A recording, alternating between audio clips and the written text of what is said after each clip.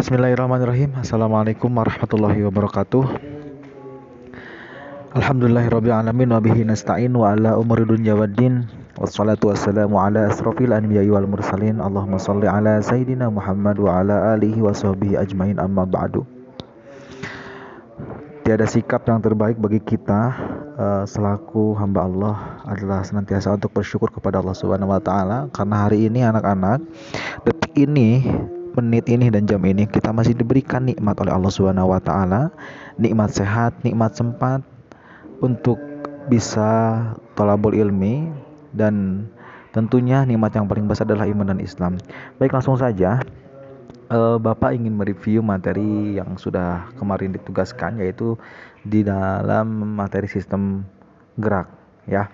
Nah, anak-anak sekalian, sekilas mungkin kita bisa melihat yang ada di sekitar kita, ada pepohonan, atau mungkin ada orang-orang di sekeliling kita yang mereka bisa berdiri, bergerak, pindah dari satu tempat ke tempat yang lain tanpa ada sedikit pun kendala, gitu ya. Atau pohon-pohon yang besar menjulang tinggi, ketika ada angin mereka tetap tinggi, berdiri kokoh. Kenapa itu bisa terjadi? Nah, di pepohonan itu ada yang namanya dinding sel yang keras sehingga pohon-pohon tersebut bisa berdiri kokoh. Nah, begitupun di kita, di manusia, tubuh kita ini bisa berdiri tegak, bisa terjatuh ataupun mulai atau duduk dengan enak, gitu ya. Itu disebabkan karena ada satu sistem penunjang, namanya adalah rangka. Pertanyaannya adalah, apa itu rangka? Apa itu sistem rangka? Sistem rangka adalah kumpulan tulang penyusun dan penyokong tubuh kita. Jadi, kalau kalian lihat, ini adalah contoh tenda. Ya. Kalau misal diibaratkan, tenda ini diibaratkan sebagai ototnya. Sedangkan tiangnya ini diibaratkan sebagai rangkanya. Nah, maka kalau misal si rangkanya atau si tiang tenda ini tidak kokoh, maka apa yang terjadi? Maka bisa-bisa tenda tersebut roboh. Ya, begitupun di dalam diri kita. Karena pengertian dari sistem rangka ini adalah kumpulan tulang penyusun dan penyokong tubuh kita. Jadi ada beberapa kumpulan tulang yang mana fungsinya adalah untuk menyusun dan menyokong tubuh kita sehingga kita bisa berdiri, bisa berlari dan sebagainya. Nah, selain itu, selain kita dapat berdiri tegak, tubuh kita juga dapat bergerak, ya. Semua gerakan itu dihasilkan oleh otot. Jadi kita bisa bergerak, itu ada yang namanya otot. Tapi nanti itu otot kita akan bahas kembali. Apa itu otot? Otot itu adalah jaringan yang dapat berkontraksi, ya. Artinya otot ini dia bisa membantu tulang untuk bisa bekerja sesuai fungsinya, yaitu sebagai alat gerak. Jadi otot dan sistem rangka ini saling bekerja sama sebagai alat gerak, ya. Jadi satu kesatuan, tidak bisa dipisahkan. Yang mana tanggung jawab otot ini bergerak tertanam pada tulang atau rangka. Jadi otot dan rangka ini satu kesatuan yang tidak bisa dipisahkan. Baik, next. Kalian bisa lihat gambar di sini. Coba lihat. Ini adalah gambar dari sistem rangka. Ya. Nah, coba kalian perhatikan. Di sini ini ditunjukkan ada berbagai macam tulang. Sangat kompleks sekali. Ya. Misal di tulang tangan saja, coba lihat di tulang yang tangan. Di bagian tangan saja itu terdapat 6 jenis tulang loh. Ya. Misal ada yang namanya lengan atas, coba cari. Ada lengan atas. Tulang lengan atas. Nah, tulang lengan atas yang ini nih. Tulang lengan atas atau bisa dikatakan dengan humerus. Itu adalah salah satu anggota tubuh yang berada pada bagian tangan. Ada kurang lebih 6 jenis tulang. Coba kalian lihat di tulang lengan. Ada yang namanya lengan atas, ada tulang pengumpul, ada tulang hasta, ada tulang pangkal telapak tangan, ada tulang ruas jari atau palang, dan ada tulang telapak tangan. Ya, kalau misal kita jumlahkan total keseluruhan ini, jumlah tulang itu di tubuh manusia dewasa kurang lebih ada 206 tulang. Masya Allah, luar biasa ya, Allah menciptakan tubuh kita yang begitu kompleks. Itu baru tulang loh, belum yang lain. Belum ototnya, nanti kita bahas, belum sendinya, belum organ-organ yang lain. Masya Allah ya. Baik, untuk selanjutnya, apa sih sebenarnya fungsi dari tulang ini? Fungsi utama tulang, coba kalian lihat, ini adalah fungsi utama tulang. Fungsi utama tulang yang pertama adalah memberikan bentuk tubuh pada tubuh dan menopang tubuh kita. Seperti tadi, dari sistem rangka itu adalah untuk penyokong dan penyusun tubuh kita gitu ya. Yang pertama, fungsi tulang ini adalah untuk memberikan bentuk pada tubuh dan menopang tubuh kita. Kita memiliki bentuk itu karena ada rangka. Tenda memiliki bentuk, tenda buat tidur ya atau buat engkem itu ada bentuk karena ada rangkanya. Kebayang kalau misal tenda tidak ada rangkanya, apa yang terjadi? Tidak bisa didirikan kan? Begitu manusia, kalau misal tidak ada rangkanya, tidak mungkin ada wujud manusia. Itu yang pertama. Kemudian yang kedua, melindungi organ dalam. Misalnya tulang rusuk melindungi jantung dan paru-paru, tulang tengkorak melindungi otak. Jadi Allah sudah berikan semuanya lengkap dengan fungsi-fungsinya. Ya. Yang kedua, fungsi dari tulang ini adalah untuk melindungi organ dalam. Maka bisa dibayangkan kalau misal organ-organ kita ini tidak dilindungi oleh tulang, ketika ada benturan langsung gitu ya kena. Tapi Masya Allah ya, di dada kita, jantung kita dilindungi oleh tulang, kemudian paru-paru kita dilindungi oleh tulang, bagian-bagian tubuh yang lain dilindungi oleh tulang, bahkan kepala pun itu dilindungi oleh tulang. Ketika kita terbentur, kalau benturannya itu masih wajar dan tidak ini, itu masih aman gitu ya, kepala kita masih aman. Tapi kalau benturannya keras ya itu bisa beresiko ya. Yang ketiga, tempat menempelnya otot yang merupakan alat gerak aktif sehingga dapat menggerakkan tulang. Itu posisi yang ketiga. Ya, jadi tulang ini sebagai tempat menempelnya otot itu, sebagaimana tadi fungsi otot adalah sebagai jaringan yang dapat berkontraksi, gitu ya. Tenaga, ya, itu dari otot. Nah, itu tulang ini sebagai tempat menempelnya otot. Yang keempat, ada pada jenis tulang tertentu seperti tulang paha atau femur, tulang juga berfungsi sebagai tempat pembentukan sel darah.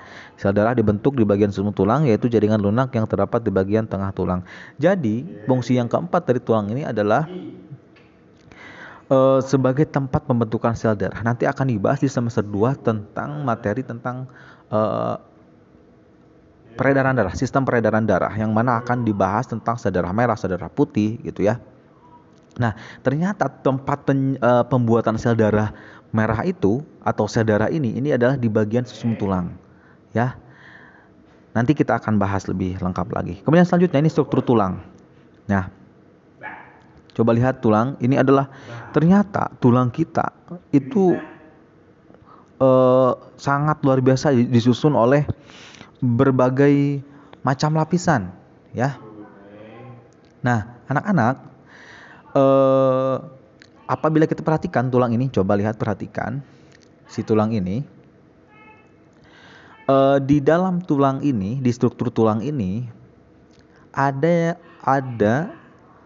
struktur tulangnya itu tidak halus, benar kan? Ada, coba ada lihat yang kayak spons di atas, itu namanya tulang spons dinamakan ya.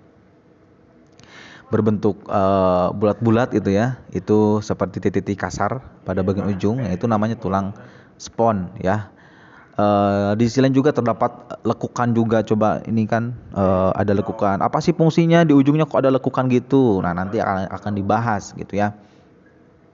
Kemudian ada lubang-lubang. Nah, masing-masing ini mempunyai fungsi yang berbeda tentunya ya.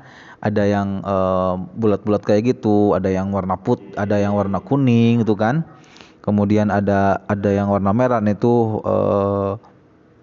jaringan-jaringan untuk darah bisa masuk ke sana.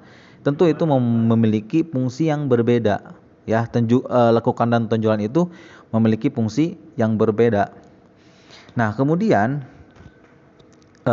permukaan yang pertama ini ada yang namanya periosteum ya, periosteum ya. Periosteum ini merupakan membran lapisan pertama di dalam tulang yang sangat kuat ya, membran yang sangat kuat, yang mana periosteum ini di dalamnya ini terdapat pembuluh darah kecil yang berfungsi membawa zat makanan ke dalam tulang. Dan si periosteum ini bisa dikatakan sebagai awal atau dasar sebelum tulang kompak. Nah, jadi tulang kompak ini, tulang kita keras ini adalah namanya lapisan tulang kompak. Tulang kompak ini posisinya berada di bawah tulang periosteum, ya. Jadi si periosteum ini fungsinya untuk nempel tadi dengan otot. Nah di bawahnya itu ada namanya tulang kompak. Nah, tulang kompak ini bisa dikatakan juga dengan tulang keras. Apa itu tulang keras? Tulang keras itu ya lapisan tulang yang sangat kuat gitu ya. Kenapa kok bisa kuat? Nah, tulang kompak ini atau tulang yang keras ini mengandung sel-sel tulang. Ya, tentunya ada sel-sel tulang pembuluh darah, dan kita ketahui bahwa tulang ini tentu disusun oleh zat kapur dan fosfor, ya, sehingga tulang tersebut bisa dikatakan keras gitu ya, atau bisa keras itu karena ada mengandung zat kapur dan fosfor. Baik, selanjutnya itu singkatnya ya, macam-macam tulang pada sistem rangka. Tapi sebelumnya coba kalian perhatikan. Nah, coba pikirkan, apakah tulang manusia tersusun dari materi kering seperti batu? Bagaimana dengan tulang-tulang di tubuhmu? Ternyata tulang-tulang di dalam tubuh adalah materi hidup. Masing-masing tulang dalam tubuhmu adalah organ hidup yang tersusun dari berbagai jaringan. Sel-sel di dalam tulang-tulang ini membutuhkan makanan energi seperti sel-sel lain dalam tubuh. Jadi intinya, coba kita renungkan hari ini. Apakah tulang mengalami pertumbuhan dan perkembangan, ataukah tulang seperti itu saja dari sejak awal kita lahir sampai sekarang? Nah, kita akan nanti kita akan jawab bareng-bareng ya. Dan untuk selanjutnya ada macam-macam tulang pada sistem rangka. Macam-macam tulang pada sistem rangka. Coba lihat gambar. Nah, ini adalah macam-macam tulang pada sistem rangka. Untuk mempermudah kita mengidentifikasi, kita harus mengetahui bagian-bagian tulang ya, atau bisa dikategorikan macam-macam tulang berdasarkan bentuk dan ukurannya untuk mudah kita mengidentifikasi. Karena kan tadi jumlah tulang itu sendiri kurang lebih ada 206 tulang, yang mana 206 itu tulang yang terdapat di orang dewasa ya. Apakah di bayi sama jumlahnya? Nanti kita akan bahas. Nah, coba lihat gambar. Ini adalah macam-macam tulang berdasarkan bentuk dan ukurannya. Yang pertama bisa kalian lihat, itu ada tulang lengan atas atau humerus ya. Yang pertama ada tulang atas, itu tulang humerus, atau bisa dikategorikan kepada tulang panjang. Kemudian yang kedua ada yang namanya tulang dada. Coba lihat, atau sternum. Nah, sternumnya atau tulang dada ini masuk di kategori tulang pipih. Kemudian yang ketiga ada tulang pendek. Nah, tulang pendek ini contohnya adalah tulang ruas jari. Coba falang, ruas jari, falang. Nah, ini yang di bawah itu adalah kategori kepada tulang pendek. Kemudian yang keempat itu tulang tidak beraturan. Apa contohnya? Contohnya adalah tulang punggung. Ya, jadi tulang punggung ini masuk kepada tulang kategori tulang yang tidak beraturan atau vertebrata. Ya, kurang lebih ada 4 kategori, atau kita bisa bedakan 4 jenis tulang ya, berdasarkan bentuk dan ukurannya. Ada tulang lengan atas. Tulang lengan atas ini masuk ke kategori tulang panjang. Kemudian ada tulang dada atau sternum. Tulang dada ini masuk ke kategori tulang yang pipih. Kemudian ada tulang ruas jari atau falang. Ini masuk ke kategori tulang pendek. Dan terakhir ada tulang yang tidak beraturan, itu contohnya adalah tulang punggung. Baik, untuk selanjutnya perkembangan tulang. Nah, tadi kan pertanyaannya adalah apakah tulang ini mengalami pertumbuhan dan perkembangan? Ya, gitu kan? Pertanyaan seperti itu. Apakah tulang ini mengalami pertumbuhan dan perkembangan? Nah, mungkin kalian bisa lihat gambar. Ini adalah salah satu proses bagaimana tulang ini bisa bertumbuh dan berkembang. Ya, kok bisa gitu, Pak? Nah, tulang yang ada di dalam tubuh kita ini satu benda yang keras, meskipun tulang ini memiliki ukuran yang tetap, ya, atau bisa mohon maaf, meskipun tulang ini bukan suatu benda yang memiliki ukuran yang tetap. Artinya, beberapa bulan sebelum kita dilahirkan, tulang ini tulang bisa dikatakan tulang rawannya. Jadi kalau orang tua gini, adek awas, takut misal anak si adeknya kena ininya karena tulangnya masih tulang rawan. Nah, kayak gitu kan biasa orang tua kayak gitu. Hati-hati karena memang tulang bayi itu tulangnya sangat rawan sekali. Atau bisa dikatakan tulang kartilago. Jadi beberapa bulan sebelum dilahirkan ini tulang kita ini tersusun atas tulang kartilago atau tulang rawan. Nah, secara bertahap tulang rawan ini akan berkembang menjadi tulang keras. Ya, kalian bertambah umur, ya, itu tulang juga ikut bertumbuh dan berkembang. Ya, akan tetapi catatannya adalah tidak semua tulang rawan itu berkembang menjadi tulang keras. Hah? Percaya gak? Apakah semua tulang rawan tulang rawan berkembang menjadi tulang keras? Oh no, tidak. Kenapa demikian? Karena ada beberapa karena ada beberapa tulang rawan yang dia tidak berkembang. Contoh apa? Coba kalian pegang telinga kalian. Bisa? Coba pegang. Ya, bisa dipegang. Nah, coba pegang. Telinga ini masuk tulang rawan dan dia tidak berubah, tetap seperti ini. Ya, coba telinga dapat dilipat kan? Telinga kita dapat kenapa? Karena di daun telinga ini adalah tulang rawan. Ya, atau contoh lain apa kira-kira? Hidung misalnya. Coba kebayang kalau hidung keras kita benturan langsung patah ya. Seperti itu, ya. Nah, jadi tidak semua tulang rawan ini berganti ke tulang dikatakannya berosifikasi ke tulang keras, ya. Nah, jadi seiring perkembangan waktu, tulang rawan ini akan berkembang menjadi tulang keras dengan catatan tidak semua tulang rawan ini berkembang menjadi tulang keras. Ada beberapa tulang rawan yang tidak berkembang menjadi tulang keras. Nah, proses pengubahan tulang rawan menjadi tulang keras ini disebut dengan proses osifikasi tulang. Apa? Proses osifikasi tulang. Apa itu osifikasi tulang? Yaitu proses pengubahan tulang rawan menjadi tulang keras. Bagaimana sih Pak prosesnya? Nah, ini coba lihat kalian lihat gambarnya. Ini adalah salah satu proses osifikasi tulang. Bagaimana sih proses osifikasi itu berlangsung? Nah, coba kalian lihat di tulang ini ada yang warna biru, kemudian bertingkat ya ke daerah awal penulangan, nah itu di tengah. Coba lihat ya. Nah, proses osifikasi berawal dari tulang rawan. Tulang rawan ini bentuknya mirip dengan tulang dewasa. Nah, selain itu, tulang rawan ini memiliki rongga yang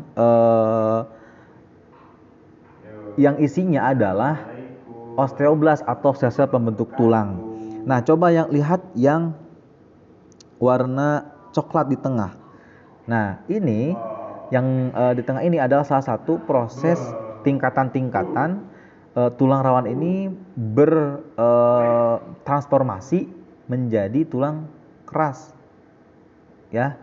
Dan kenapa kok bisa seperti itu? Karena tadi di dalam tulang rawan ini memiliki rongga yang berisi osteoblas atau sel-sel pembentuk tulang. Nah, setelah itu maka akan terbentuk juga osteoblas.